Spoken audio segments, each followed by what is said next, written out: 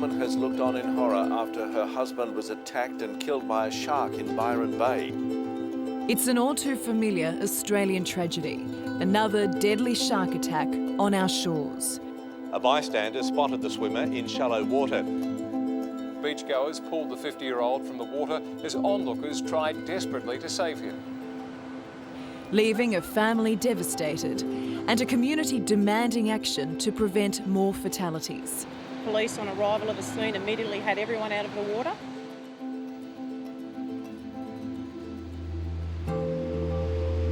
But half a world away in South Africa, a team of experts are transforming our understanding of the fearsome great white shark. And they're developing a revolutionary eco-barrier that turns sharks away. Okay, it's activated, let's drop. They're led by Mike Rutson, a man who insists we aren't natural prey for great whites. And he goes to extraordinary lengths to prove it.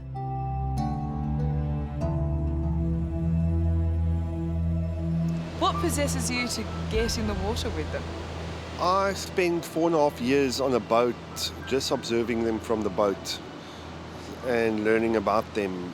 And what we discovered, they're not mindless killers. They're actually very intelligent animals and curious animals. Mike is a commercial fisherman turned shark dive operator who is now on a mission to change our perception of great white sharks and save them from extinction. How would you like people to see the great white shark? It's the most amazing, beautiful apex predator on the planet. Because that's the way you see it. They're perfect. I've come to the bottom of South Africa to a place called Hansby. How far out are we headed? We're going 5.3 miles offshore to an island system called Dyer Island. It's the white shark capital of the world. And plenty of sharks? This is the time of the year. The most sharks we saw in one day here is 48. Mike Rutson intends to prove that here at Shark Alley, 5.3 nautical miles off the coast, I will be able to dive with great whites outside of a cage, not in an act of madness, but as a calculated risk.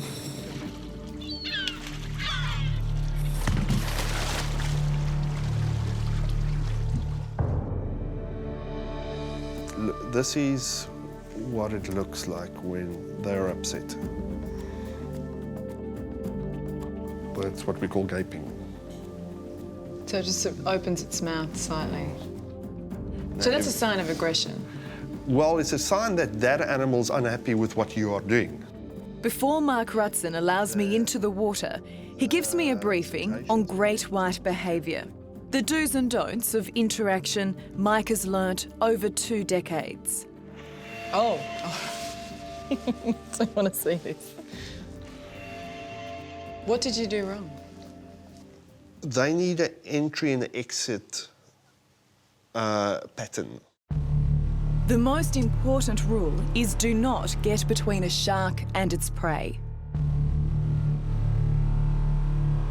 So you will see, if we go into the water, we are going to situate ourselves up current from the smell source. Mm-hmm. So what do I need to do when I get in the water? Just don't run away from them. Don't move towards them. Always keep eye contact with the animal. And if it comes to you, stand the ground you're in. Mm-hmm. It's the way we behave. So if I box us. swim away, they're going to chase. Automatically your food. Food. Back out at Shark Alley, the crew chum the water with fish guts and blood to entice the sharks in. And it doesn't take long to get their attention. I'm going to put you in the cage now. A cage dive will be my safe introduction to great whites. It's a nice big animal here now. It's about 3.5 meters. Okay. So that's teenager size for them.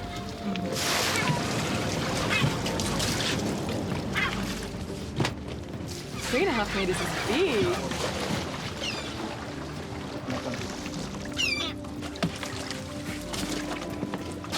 Okay, good luck. The shark's Am I already allowed to put my feet on the edge? Yeah, put your feet on the yellow and just step down the cage. All of a sudden, the steel cage feels flimsy. Go down. Sharks not gonna Right have a now. munch of that. They are not man-eaters, but they're going to be very curious in here.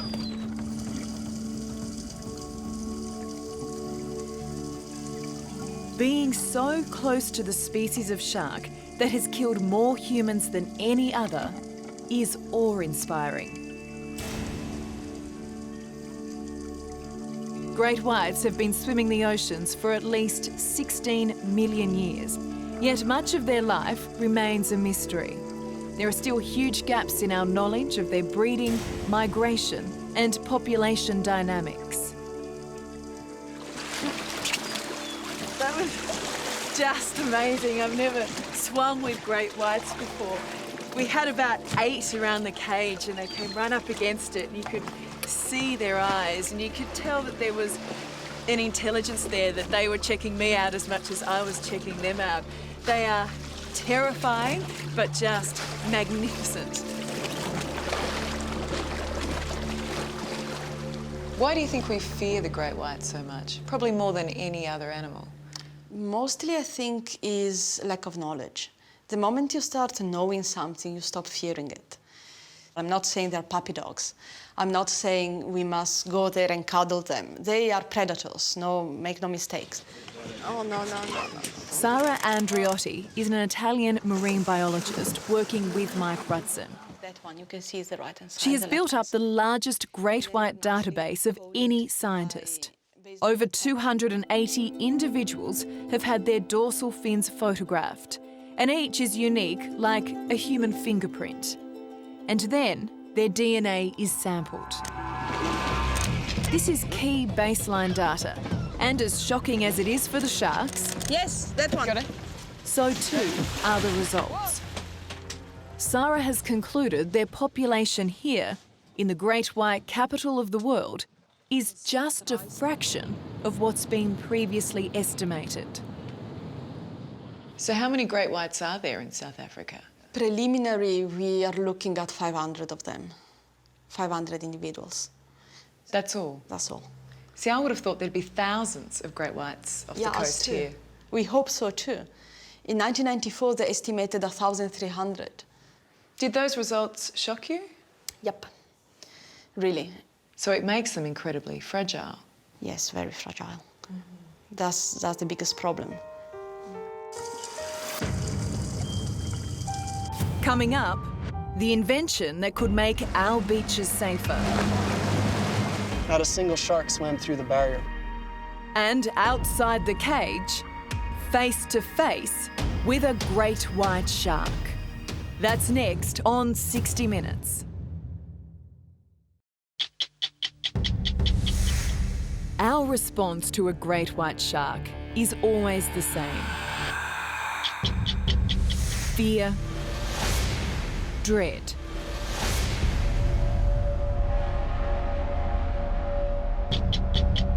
But not for this man. South African Mike Rutson has studied great whites the hard way, by putting his body on the line out here.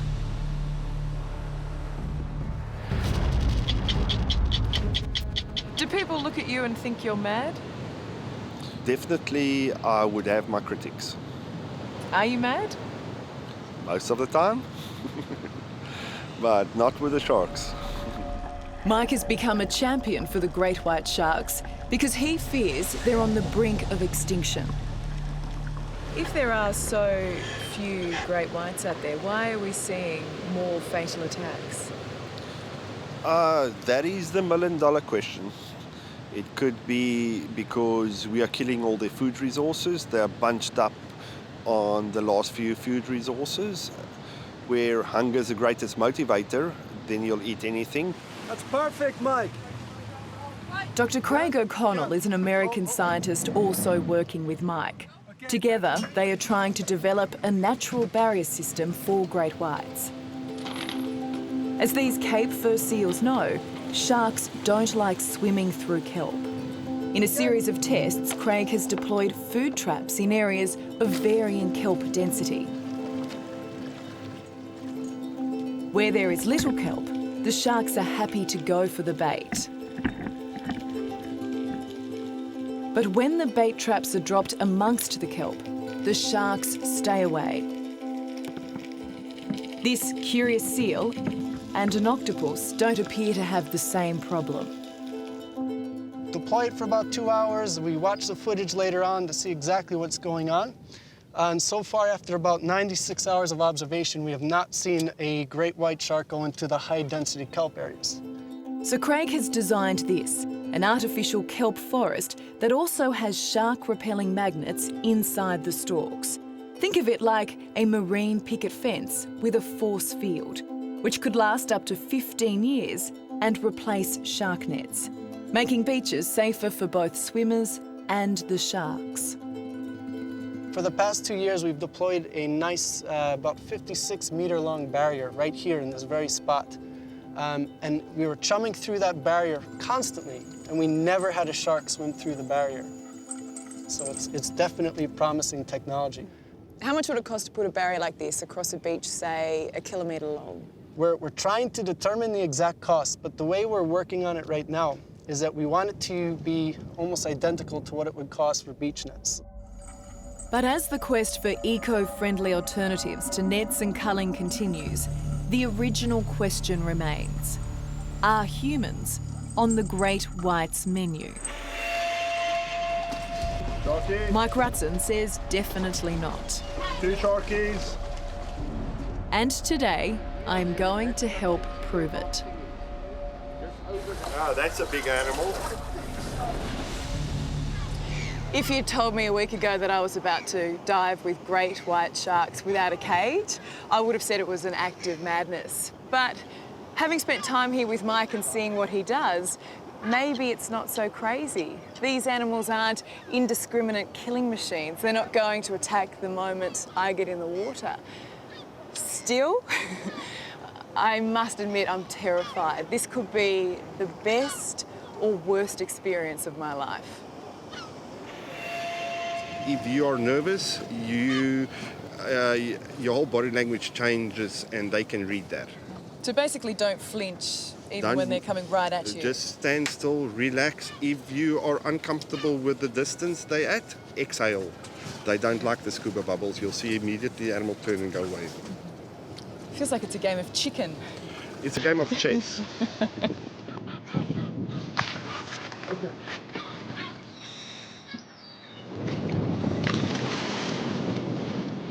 With Mike as my chaperone, we enter the chilly waters of Shark Alley. The water here is less than 10 metres deep, so it's a matter of steadily but quickly sinking to the bottom and wait for the great whites. The swell has you constantly moving. The visibility isn't great, about 8 metres.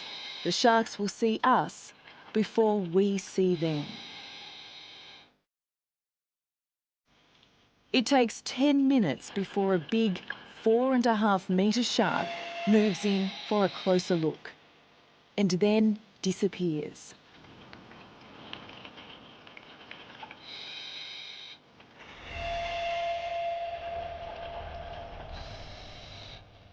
As cold and nerve-wracking as this is, we have to work to the shark's schedule, not the other way round. Finally, a 3.5 metre shark comes right in for a good look. Then another. Soon, we are being buzzed. Eventually, one heads straight towards me. This isn't the time to panic.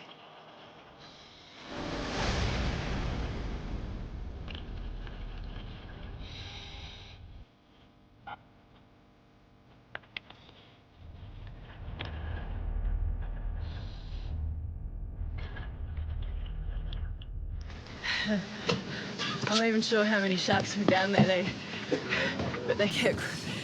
The visibility wasn't great, so they were, by the time you saw them, they were right on top of you, and they were so close.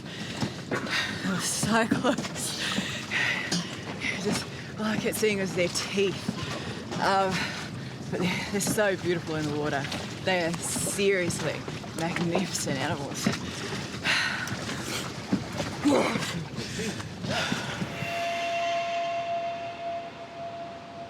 Did you see that one that went right Right over top? it. And there's that moment where you can't actually see, you don't know where it's gone, but it's, oh, that was really freaky. That was really freaky. They're beautiful. They really are. Well, congratulations. Thank you. Thank you. A pleasure. I'm not sure I will do it again, but being in the water with great whites was truly an experience I will never forget.